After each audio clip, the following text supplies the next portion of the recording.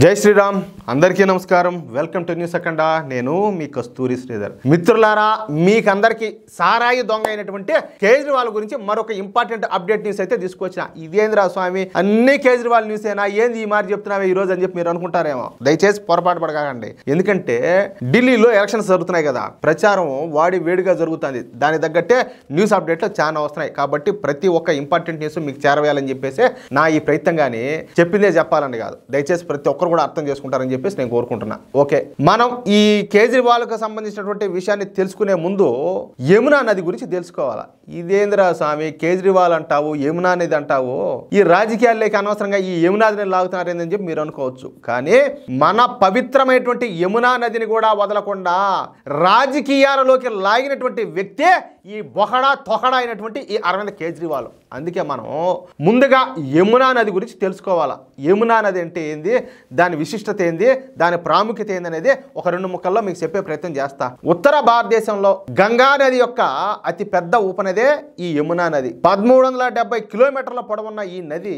భారతదేశపు నదుల్లో ప్రముఖమైందన్నమాట అలాగే పరమ పవిత్రమైంది హిమాలయ పర్వత శ్రేణులకు చెందినటువంటి కాళింది పర్వతంలో యమునోత్రి అనే స్థలం దీని జన్మస్థలం ఋగ్వేదంలో గంగా నదితో పాటు దీని గురించినటువంటి ప్రస్తావన కూడా ఉండాలి దీనికి సూర్యతనయ అనే పేరు కూడా ఉండదన్నమాట ఇకపోతే భాగవత పురాణంలో శ్రీకృష్ణుడిని బాల్యంలో చాలా చోట్ల దీని ప్రస్తావన కూడా ఉండాలి కృష్ణుడి యొక్క తండ్రి గారైనటువంటి వాసుదేవుడు కంసుని బారి నుంచి తన కుమారుడిని కాపాడడానికి పోతే భరతుడు అంబరీషుడు శాంతనుడు మొదలైన చక్రవర్తులు ఈ నది ఒడ్డున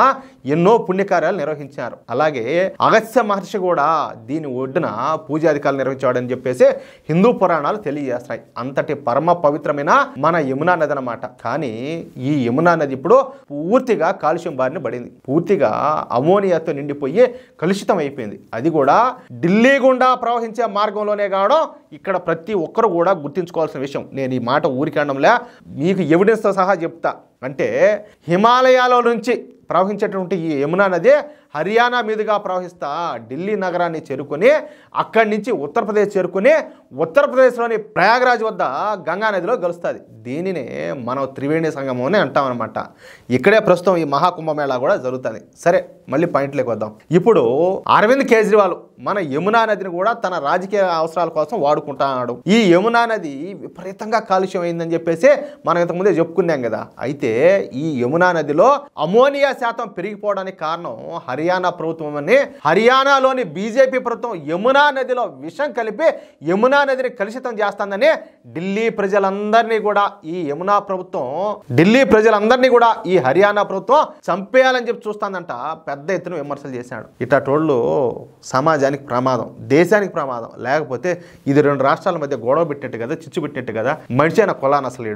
కాదు మనిషైనా అంటాలే ఒకసారి ఆలోచించండి మీరు దీంతో హర్యానా ముఖ్యమంత్రి అయినటువంటి నయాబ్ సింగ్ సైని ఆయన రంగంలో దిగినాడు ఆయన నేరుగా హర్యానాలో ఉన్నటువంటి పల్లా ఘాట్ దగ్గర యమునా నదిలోకి దిగి యమునా నదిలో ఉన్నటువంటి నీళ్లను తాగినాడు స్వయంగా అర్థమవుతుందా 1-2 సార్లు ఆ నీళ్లు తాగి ఆ వీడియోను కూడా పోస్ట్ చేశాను నేను ఒక మాట చెప్తా ఈ ఆమ్ ఆద్మీ పార్టీ వాళ్ళు ఉన్నైనా నోట్లో నీళ్లు పోసుకుని ఊసేసినాడని కూడా ప్రచారం చేశారు ఇంకా అసలోడే సారాయి దొంగ అసలోడే అబద్ధాలు కోరంటే ఇంక ఈ పిలిపిత్రేగాళ్ళు ఇటోళ్ళు ఎన్ని అబద్ధ ప్రచారాలు చేస్తారో మీరు ఒకసారి ఆలోచించండి అంతేకాకుండా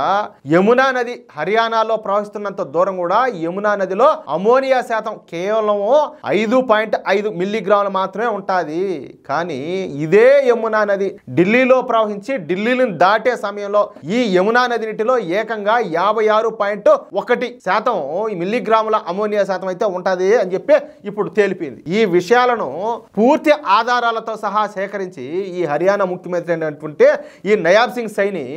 ఈ ఆధారాలను ఢిల్లీ ఎన్నికల కమిషన్కి అయితే పంపించాడు పట్టాడు సావు దెబ్బ అంతే ఇక ఈ ఢిల్లీ ఎన్నికల కమిషన్ కేజ్రీవాల్ పైన సీరియస్ అయిపోయింది కేజ్రీవాల్ ఇలా మాట్లాడడం రెండు రాష్ట్రాల ప్రజల మధ్యన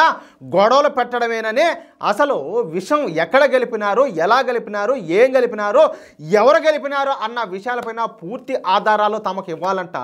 ఢిల్లీ ఎన్నికల కమిషన్ ఈ అరవింద్ కేజ్రీవాల్కు ఆదేశాలు అయితే జారీ చేసింది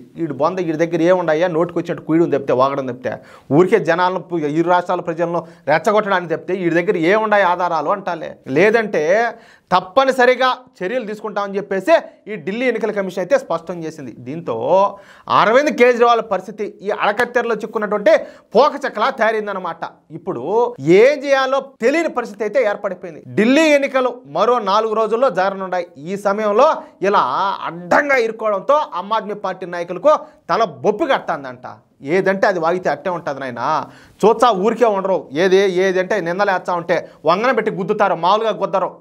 దొక్కలో నెట్టి బయటకు వచ్చాయి గుద్దితే అట్టుంటుంది, మామూలుగా ఉండదు. ఏమంటారా మిత్రులారా? ఈ న్యూస్ కనుక మీకు నచ్చినట్లయితే ఈ న్యూస్ను తప్పనిసరిగా నలుగురికి షేర్ చేయండి.